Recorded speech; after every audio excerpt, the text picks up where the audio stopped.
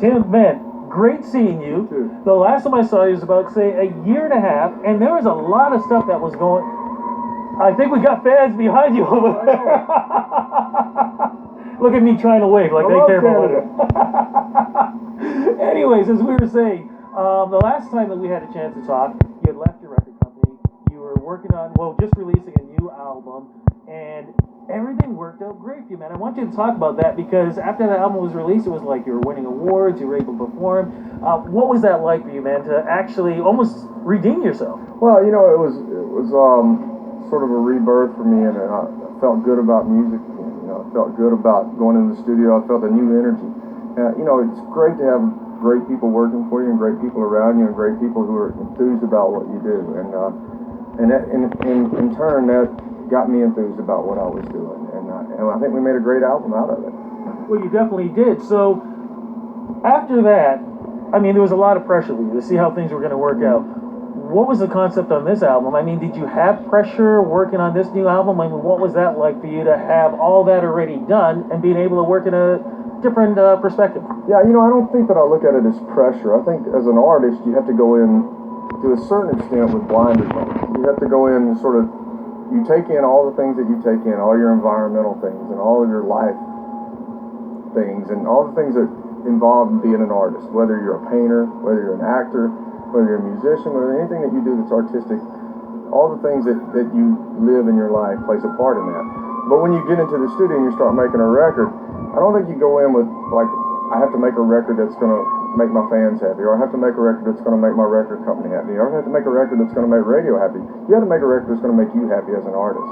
And if you start there and you lead with your heart doing that, then the pressure doesn't really matter. It's just about making a record that makes you happy as an artist, and then the rest will find its way. Well, talk about the new album and the concept. Is there a concept for this? Well, I always start sonically with a record. I always have these sounds in my head, and whether it be a piano sound or a keyboard sound or a drum sound or a guitar sound, all these kind of things that I have in my head that I want to come out in the record.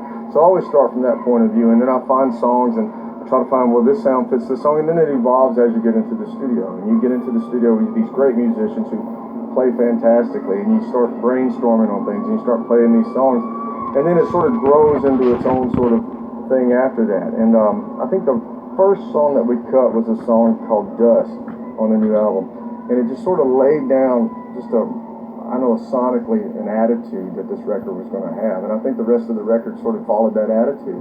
And there's a lot of different styles of music on the record, and I've always tried to do that throughout my career. I think if you look throughout my career and you look all the way through the landscape of my career, you'll see a broad variety of music. And I think on every album you'll see that as well, and this album is no different. I think that there is a certain amount of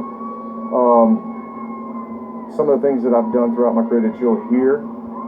Like maybe Green Grass Grows, you might hear a little bit of that sort of influence in some of the records that I made, but you'll also hear something like off the last album, Friend of a Friend, which was sonically one of my favorite songs off the last album, and Two Lanes of Freedom, which were probably one of my favorite songs off the last album. You'll hear some sonic influences from those two records on this album as well. Now, on this album, though, you and your wife finally performing duet together. What was that like? That's fantastic.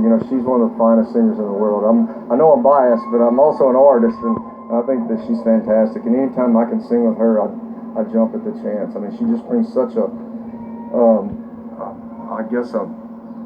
legitimacy to a record because she's such a real artist. You got all these great things going on. It must have disappointed you about what happened just recently with this whole concert thing when somebody was grabbing you and they were accusing you of almost as an assault or something crazy like that. Well, look, you have to keep things in perspective and keep things in the context in which they happen. It was a conducive environment. I reacted instinctively and defensively. I'm not going to say what anybody else's perspective was, but from my perspective, I reacted instinctively and defensively as anybody would. And it's an unfortunate incident. I certainly wish the incident would have never happened, but it did. And as long as you keep it in context and perspective, then I think you just have to move on from it. Well, definitely. Your fans love you, man. We're trying to do this interview. As you can see, they're They keep screaming for you. I don't know why I keep waving like they care about me or anyway. Man, they love you. No, they don't, but they love you. I mean, you're here at the Most Canadian Amphitheater performing them. I mean, that's got to be a love for you just being able to perform for these fans. Yeah, I do. I mean, this career has given me so much in my life. Music has given me so much. I wouldn't have met my wife without music and been in this business. So everything good in my life has come from music, and I choose to look at it that way. So, anything else is going to be happening? I mean, we got the album coming out. Any movies, any other projects that are going to be happening soon? A new movie I think comes out. I think it's going to come out in 2015 called Tomorrowland with George Clooney, Hugh Laurie. It's a crazy futuristic movie, which I'm looking forward to seeing the finished product. And there's a few other things in the works, but I just have to get past the tour and see what my timeline looks like. Okay, well, your timeline is you got to get out there, you got to perform, so I got to let you go. So thank you so much for doing this. Right on, man. Good talking to you. Got it. Beautiful.